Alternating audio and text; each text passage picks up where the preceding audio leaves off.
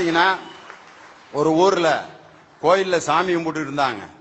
அந்த சாமி கும்பிட்டு இருக்க ஆளுங்க பூரா போய் சாமி நீதான் எங்களுக்கு எல்லாம், சாமி சாமி எனக்கு எல்லாம் நீதான் செய்யணும், பிள்ளைகளுக்கு படிப்பு நீதான் கொடுக்கணும், என் வீட்டுக்கு நீதான் நல்லபடியா அப்ப காப்பாத்தணும், என் மனைவிக்கு சுகம் இல்ல அதுக்கு எல்லாம் நீதான் சாமி சாமி சாமி சாமின்னு கும்பிட்டுக்கிட்டு இருந்தாங்க. ஒரு நாள் என்ன ஆகி போச்சு, அந்த சாமி சிலைய திடீர்னு ஒரு கல்லு மேல விழுந்து அந்த சாமி சிலை உடையிற நிலைமைக்கு வந்துருச்சு. உடனே ஒரு குரூப் அந்த சாமி சிலையை கொண்டு போய் ஒரு 75 நாள் வச்சிருந்து நான் ஒரு கணக்காக சொன்னேன்.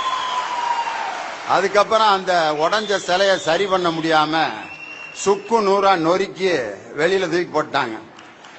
ஐயோ இந்த சிலையை வச்சு தானேயா நம்ம பொழைச்சுக்கிட்டு இருந்தான், இப்படி ஆகி போச்சு இந்த சிலையோட நிலைமை.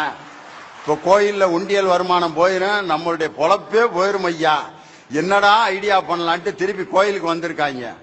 அந்த சிலைக்கு பின்னால பல ஒரு 20-30 வருஷமா ஒரு கல்லு சும்மாவே கடந்திருக்கு.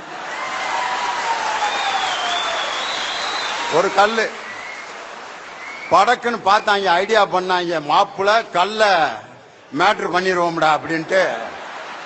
உடனே அத சாமின்னு கும்பிட்டா சந்தேகப்படுவாங்கன்ட்டு சின்னசாமி சின்னசாமி சின்னசாமி நீதான் சின்னசாமி எங்களை காப்பாத்தன, சின்னசாமி நீதான் சின்னசாமி என் சாமி என் சின்னசாமி நீதான் சாமிய காப்பாத்தின எங்க சின்னசாமி அப்படின்ட்டு அப்படியே ரூட்டை மாத்தி விட்டான்.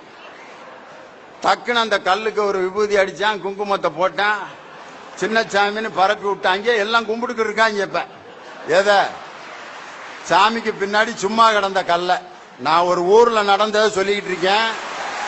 நீங்க வேற எதையும் நினைச்சு என்னைய சிக்கல் உண்டாக்கிறாதீங்க.